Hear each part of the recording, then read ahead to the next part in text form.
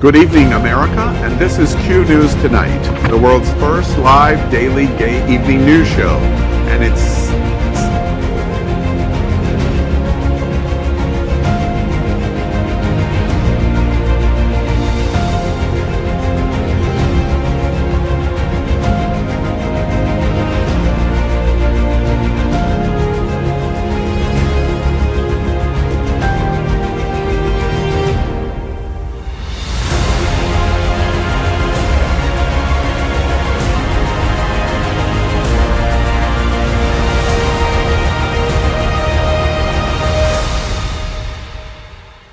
Good evening, America, and this is Q News Tonight, the world's first live daily gay evening news show. And it's 7 p.m. Thursday, February 20, 2020. Let's cue up the news. We are having Q News breaking news tonight reporting on RuPaul. RuPaul's Drag Race has announced today that All Stars Season 5 is going to move away from VH1 to a pay-per-view channel, Showtime, and will premiere on Friday, June 5th. In the announcement, we hear allegedly that the contestants of RuPaul's Drag Race All Stars 5 will be Alexis Mateo, India Farah, Shea Coulee, Miss Cracker, Blair St. Clair, Derek Barry, Mayhem Miller, Jujubee, Mariah, and Ongina. Big news here, the alleged participants, the 10 participants in All Stars 5, that is alleged in terms of participation. But the big news here is the move from Logo to VH1 and now to pay-per-view in Showtime networks. What do y'all think about this announcement? I know we've been dying to talk more than ever before. I think we're both like bursting with energy for this. We better cover this every week when the shows come on. I think it's really interesting that Showtime is the one that they've gone to versus other programs. Specifically, they've talked in the past about needing to up the amount of money that they can give the girls because being on All Stars means that you're spending a lot more money, and so they needed to win more money across the season for it to make any sense for them. So I'm wondering what the prizes are going to be. I'm wondering who's going to win, obviously, and I love the selection. Aaron, what are your thoughts on it? I know you've got lots of opinions. As we lean in. Can I stir a little coffee thing? Right, yeah. No, I'm actually really excited for this. I think this is a really, really great cast. I'm excited to see Derek Barry back. Because you love Britney Spears. I love Britney Spears, So but I'm do also I. I'm happy to see some people from older casts and newer casts come along, and I'm really happy to see Miss Cracker finally get her deserved redemption. Hopefully she wins. We hear the inside rumors. Let's see. I wonder if I have any inside rumors. Any predictions on who the final two are going to be? I think that there are some suggestions that it would be Miss Cracker and Shea Coulee, and they're people that were really rooted for in their seasons, so that makes a lot of sense. Many say that Shea was robbed in season 9 and that Sasha came out of nowhere, even though she definitely. You think Shea Coulee was robbed? I do. I do personally. Not with the finale. Really? Not with the Whitney finale. I Houston. mean, not everyone can take off a wig and have roses come out and saying, "I get so emotional, baby." But at the end of the day, I mean, she was really, for me, I thought she was great on her season, and I'm happy to see her, like Miss Cracker, come back, hopefully be more polished, and be able to perhaps win this. Same thing with Jujubee. Jujubee's in this season too. I think she's going to be a main contender, and I'm also very curious to see how far Blair St. Clair gets. Do you think Jujubee might be sloppy, though? She was the whole reason that they ended up having a one-drink lit because she had multiple in her Black Velvet song. So do you think that maybe she could be sloppy throughout the season? She was on the show in, what, 1958? And All Stars 1. 59? she was one of the original girls, our second season with it, right there with Raven. So it's February 20th, and all the news. We can talk all day. We can talk all day. It's coffee talk for the gays. It's our coffee talk. That's funny. Is our prediction here that the finalists are going to be Shea Coulee and Miss Cracker? Is that what we agreed to? I definitely think Miss Cracker is going to be But I really hope Ongina gets really high, too. All right, very good. All right, well, as we told you, it's Thursday, February 20th, 2020, and we are queering up the news. So we literally are out of the closet and into the headlines. So many of your stories tonight, next on Q News Tonight. We want to tell you that tonight we bring you the news of the LGBT community and the perspective from the LGBT community. I am your anchor, Al Ferguson, and these are my co-anchors, Aaron Darr and Napoleon Plays. And so let's continue in queuing up the news. Of course, at the top of our broadcast, we talk about Vote 2020. And of course, that is last night in the big Democratic debate that took place in Las Vegas. And our headline tonight in Vote 2020 and queuing up Vote 2020 is Bloomberg got dismantled last night in the Democratic debate as Elizabeth Warren leads an attack, an all-out attack on Bloomberg. Now, we prepared this. Watch this. I'd like to talk about who we're running against. A billionaire who calls women fat broads and horse-faced lesbians. And no, I'm not talking about Donald Trump. I'm talking about Mayor Bloomberg. Well, that's called delivering a soundbite. And Elizabeth Warren basically took Mayor Bloomberg behind the shed and whipped his ass last night. Bloomberg was rusty, I thought, in participation in the debate. There was so much anticipation of him coming in. He hasn't done a public debate like this in more than 10 years, and he seemed rusty in what he did with the anticipation of what he was going to do. Elizabeth Warren was certainly one of the stars in the Democratic debate in Las Vegas, preparing for this Saturday's Nevada caucus, and then, of course, next Tuesday in South Carolina for the primary. What did you think about Bloomberg's participation? I had such a slanted view because we were filming last night at 9 p.m. We were still filming It's Happening Out until about 9:40. So I didn't get to start watching until 10 o'clock. And this time that I started watching, Bloomberg was kicking ass in the show. He had a couple of great sound bites back to back. The thing about Bernie Sanders being the most rich socialist in the world and having 3 homes, Bernie backed down from that. Or the part where he had some comments about being the only business leader on stage. Every single other candidate was silent. It gave me the impression that he was doing really well prior to that, and I didn't even know until this morning, oh wait, he got creamed right before that. He might have had some moments, but that is not what was lasting. Night and day. The first hour, he got completely trampled. The second hour, he was much better. I woke up this morning thinking to myself, I wonder how many people Mayor Bloomberg fired from his campaign last night or sat down in a room. I mean, he was very unprepared for the debate, but how can you not be prepared for those kind of questions? I mean, surely he had to have known that non-disclosure agreements of these women, allegedly, who he's made some comments about in the past, that and then the stop, question, and frisk, how could he not know that these were going to come up? I think a lot of it has to do with the fact that he's not even won on the ballot in the Nevada caucus on February 22nd, and he only just qualified 2 days ago for the debate. So with that being said, I think he did himself a disservice. I don't think that he should have participated in a debate where he's not going to be on the ballot. You don't think he was ready to? I don't think he was ready either. And that's my number one question. Do you think Bloomberg is going to get better? I do. He's a smart man. Yeah, he must improve. Maybe that's why he started early. Yeah, let's continue in queuing up Vote 2020. Also more about the debate last night. It's the number one topic in the world, obviously. And we wanted to focus a little more in beyond Bloomberg of Napoleon's takeaway from the debate. Napoleon, what did you impression from? The thing that interested me the most after I got my information correct about Bloomberg failing the debate last night was that a lot of the candidates outside of him really were looking on their past credentials. They were looking on what they've done to really use facts, real facts. We talked about it earlier today. We'll talk about it later today to deal with who they're talking to. We heard Klobuchar many times go through, I am the person that has gotten 100 bills passed. She used that number, she used her background in a way that made me look at her more. Biden saying, I know you're all scared of the big bad Mitch McConnell, but hey, guess what? I've beaten him, and twice. That made a lasting impact on me. I appreciate it when people were saying things that I either believed they were true or when fact-checked they were true. It made me believe in more of the candidates and then made me more scared that none of them could still beat Trump. Napoleon, I'm curious from your perspective, watching the debate, your takeaway of it. Any particular thoughts that relates to the LGBT community, how it washed over you being gay? Actually, at a very specific moment it did, because they didn't talk very much about LGBT, maybe tangentially related topics, but nothing that was specifically targeted toward it. And that was the moment I texted you when I was watching this, actually, about Bloomberg and Obama, and how he just decided that he wanted to ride that tail in to have this entire commercial. It was a commercial that played of the alliance that he has with Obama. And that hit me in an incredibly wrong way.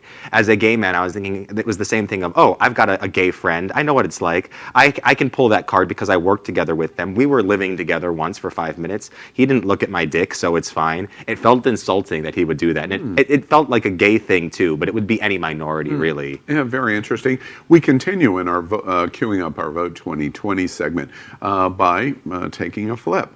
Our political experts, so to say, of the Literally doing cartwheels anchors. over here. Exactly. Oh, that's how you flip.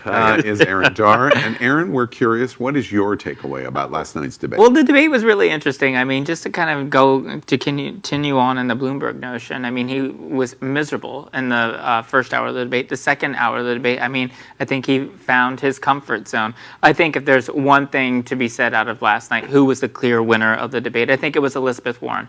Because Elizabeth Warren had the most to lose, because I do believe that her presidential campaign is on life support right now. So, however she does in the February 22nd Nevada caucus is very dependent upon, is she going to have the financial resources post this debate that are going to get her through the Nevada caucus well into South Carolina, and then hopefully into Super Tuesday, at least for her. I thought she did what she needed to do there. She went there not as a progressive, not as someone who was part of the Bernie leftist part of the party, but as someone who was really trying to siphon off votes from everyone. I mean, she was even trying to go after, I mean, literally every candidate up there. Don't you wonder, as you watch the debate, where was this Elizabeth Warren 3 months ago? This was the Elizabeth Warren that literally, this was her campaign slogan.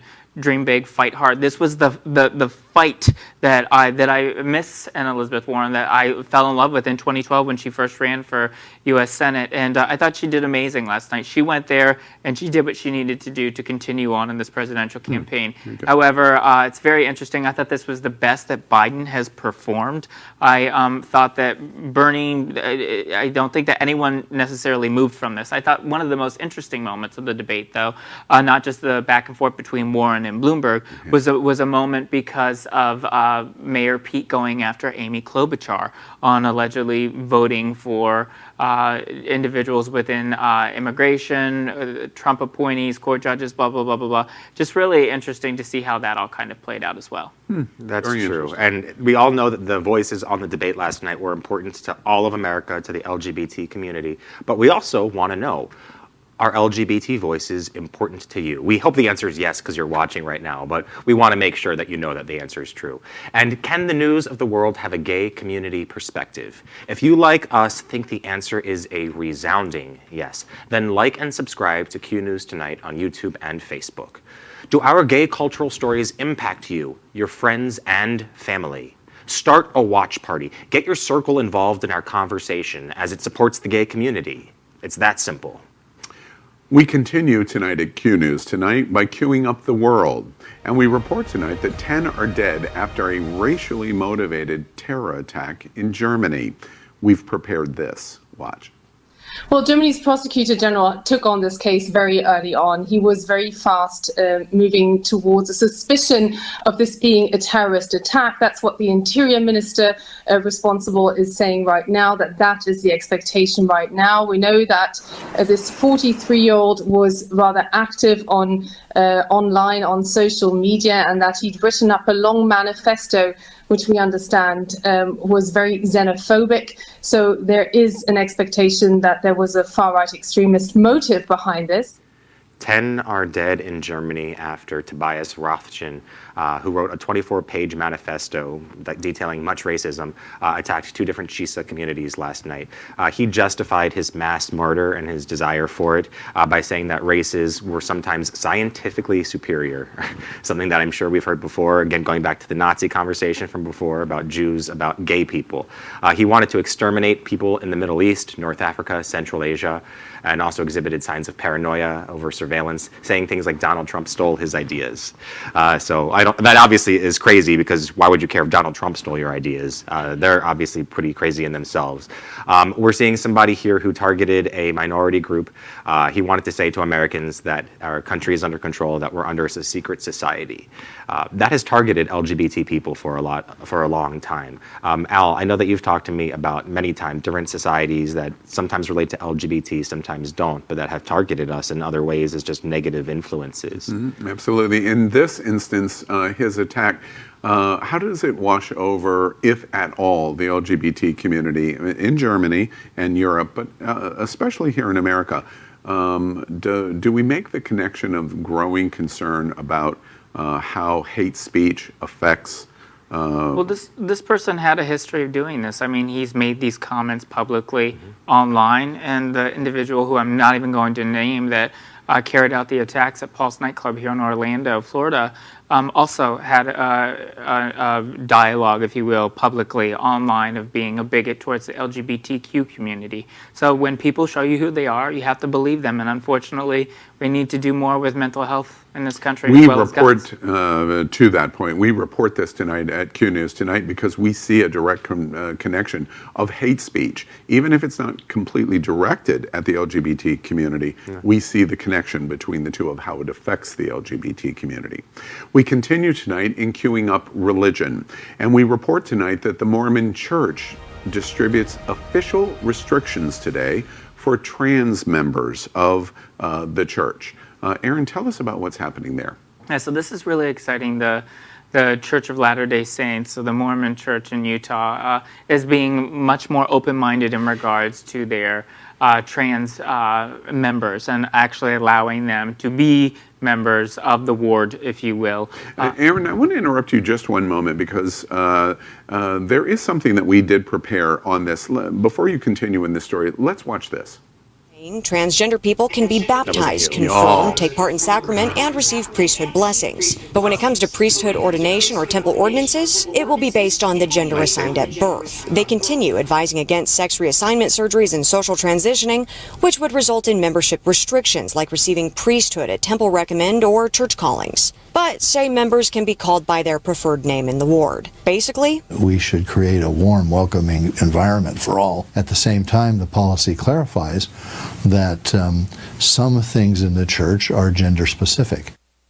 So as our viewers just saw, the Church of Jesus Christ of Latter-day Saints, the Mormon Church in Utah, they're really going the extra mile. They are continuing to embrace some equality for the T and LGBT, so trans brothers and sisters, allowing them to openly be practicing members, although they cannot hold titles within the church. They can be openly members, and even in doing so, they're actually going to embrace them and their preferred pronouns. Really? I'm curious, in reporting this story, do you give the church a pass in believability? Do you think that it is a genuine commitment to the LGBT, and in this instance, the trans community? Well, I think that they're establishing a foundation right now of being more embracive of people who are different than them, and in the mindset of equality. So whether it be conversion therapy, which we've talked about that with the Mormon Church in the past, I do think that for every little step they're taking, it's a good direction for people in the LGBTQ community. Well, you just said that they were doing something where they can be members, but they can't be title holders, I think is what you said, position holders. So essentially what they've created is separate but equal. And I agree, but and that's not wonderful. However, it's a step in the right direction, baby steps. Anything worth fighting for is slow. Progress is slow. So this is wonderful to see that they're actually embracing our trans brothers and I sisters. echoed, and the point of your question, I think, is an absolute bullseye. But the one observation I think we should help clarify for LGBT America is this is a dramatic change in the Mormon Church. They have made this commitment. They have made they've come out against Gay conversion therapy, which was a dramatic moment. It's true. And especially important is they are not opposing LGBT political candidates that are Mormon. The mayor of Salt Lake City is LGBT. And that was a gigantic step to a process that will change many other things in the future. So at least, even in criticism of the Mormon Church, we have to give them some props, I think, from this story. We continue in queuing up religion by talking about Mayor Pete's brother-in-law.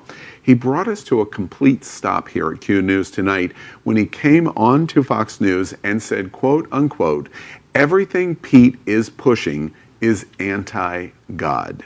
Watch this. Yeah, in the height of intellectual dishonesty for Pete to make claims that there's no compatibility with being a Christian and voting for Trump, which Pete, in fact, is the one who is pushing agendas and rhetoric that is clearly against Scripture. So it's just very interesting to me that Pete wants to use this type of terminology. You played that clip from The View, and I'm just in a state of lament when you hear that we have someone running for commander-in-chief who can't make a moral decision on whether to keep a child after it's already been born or to have it killed. What kind of moral suggestions is he going to be given if he can't come to an understanding? So let me make this very simple. Pete Buttigieg in the past had said that there is no compatibility on this hand, no compatibility between the president's conduct and the Scripture.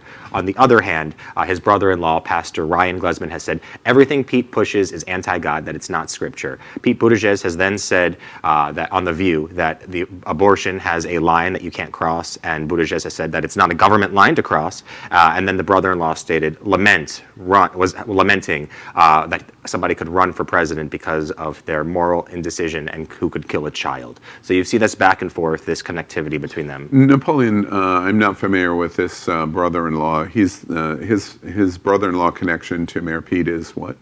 It's through the one with the C. It's his husband. His husband's brother, Chasten Buttigieg. Chasten, who was sent out because of his being homosexuality. And is this? Do either one of you know? Because I do not. Is this an entire family issue? This is a family issue right now because this is Pete Buttigieg's brother-in-law. This is the brother of his husband, Chasten Buttigieg. Chasten Buttigieg years ago was disowned and thrown out on the streets from his family, disowned for being LGBT. I find this so sad because, this is taking place in Indiana, my sister state to Indiana. I'm born and raised in the Midwest, 19 years of my life, brought up Baptist. And I have a brother that I don't even talk to because I'm gay. He wants nothing to do with me. So I completely feel for them. But in the height of a presidential election, watching this was very personally painful for me and painful to watch for America's first potentially LGBT president. To have to have a family member that tell you not to run. We continue in queuing up news in the USA by reporting tonight historic. This is a historic announcement for the LGBT community. Richard Grennell has been announced to become the first openly gay cabinet member in American history. We've prepared a video package. Watch this. As far as I know from his background, he has no intelligence background whatsoever, except for in his current capacity as an ambassador, he would be a consumer of intelligence information from some perspective. But really, his background as a communications professional, as I understand, is one that would be more suited to the spokesperson for the DNI than to serve as DNI. What do you think, Sean? Well, I think that the president said he was going to drain the swamp. He thinks he's doing that by getting rid of non-loyalists, and he's filling the swamp up again. It seems like the best credential is being on Fox News. So Richard Grennell may become the first openly gay cabinet member in the Trump administration. Let's be real here. Openly gay. We're not counting Mike Pence. So Richard Grennell, he happens to be the current U.S. ambassador to Germany. He's also a former Fox News contributor, so I think that this might have something to do with it. And they're going to be allegedly appointing him to lead the Department of National Intelligence. This is very important because he happens to be a friend, confidant of President Trump with zero intelligence background. Even if we don't like the president and we don't like Fox News, there's still historic news here in terms of, if confirmed, which there is no reason why he would not be, at least that we know of now, the fact that he is the first, he's crashing through the glass ceiling. That's true. Given Trump's track record, I would have assumed that the first openly gay cabinet member would have been someone in charge of women's reproductive studies or something along those lines. I'm excited for him to join the cast of Survivor at the Trump White House, so we'll see how long he lasts. Absolutely. That's a lovely soundbite. And that is for sure, because every step of the way, Q News Tonight is going to be here to cover it, because Q News Tonight is part of the Happening Out television network. We are the Daily News. But you can also watch the best of entertainment live every Monday night at 8 p.m. on happening.fun. We're also part of the most popular live gay TV show in the world every Wednesday night at 8 p.m. on It's Happening Out. It's a talk show like television's The View, with a whole lot of gay people and no Meghan McCain. No Meghan McCain. All right. We queue up the world tonight, reporting UK healthcare professionals can refuse to treat homophobic or racist patients in the UK starting in April. We've prepared this. Watch.